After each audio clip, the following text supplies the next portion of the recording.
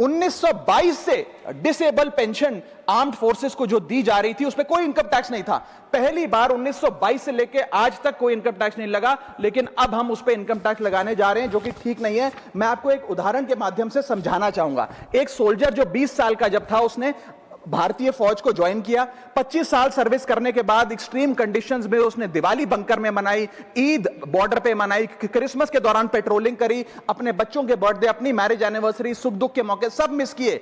लेकिन उसने अपने सैक्रिफाइस को कभी टैक्स स्लैब और टैक्स एग्जेम्पशन के चश्मे से नहीं देखा। लेकिन जब ऑपरेशन के दौरान किसी इंजरी के चलते वो अपना कोई अंग खो देता है और मेडिकल बोर्ड उसे 40 से 50% डिसेबल घोषित कर देती है, तो उसके पास दो चॉइसेस होती हैं। या तो वो सर्विस छोड़ दे और पेंशन लेने शुरू लग जाए। अगर सर्विस छोड़ के वो पेंशन लेने लग जाता है तो उसकी पेंशन एग्जेम्प्ट है। लेकिन अगर वो सर्विस नहीं छोड़कर अपनी पूरी टेन्योर काम करता है, अपाहिज होने के बाद, डिसेबल होने के बावजूद भारत माता की सेवा में कार्यरत रहता है, तो उसको डिसेबिलिटी पेंशन जब मिलती है रिटायरमेंट के उपरांत, तो उस पर इनकम टैक्स इस अमेंडमेंट के द्वारा लगाया जा रहा है। सर, ये करके हम एक प्रकार से दो category of wounded soldiers create कर रहे हैं, जिसमें दर्द सहकर जो फौजी ज्यादा काम करता है उससे ज्यादा टैक्स लिया जाएगा। हम अननोइंगली पनिश कर रहे हैं सैनिकों को घायल होने के बाद जो काम करते हैं। So we are penalising courage, we are taxing endurance.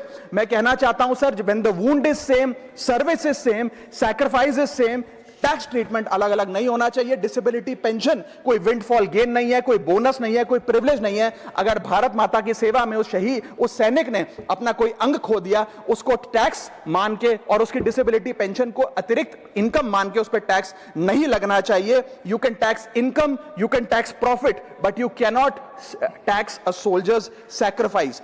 Sir, मैं बस यही कहना चाहूंगा कि एक ग्रेटफुल नेशन एक हाथ से सोल्जर को सल्यूट और दूसरे हाथ से इनकम टैक्स का नोटिस नहीं दे सकता। इसे विड्रॉ करना चाहिए and restore full income tax exemption on disabled pension for all army personnel.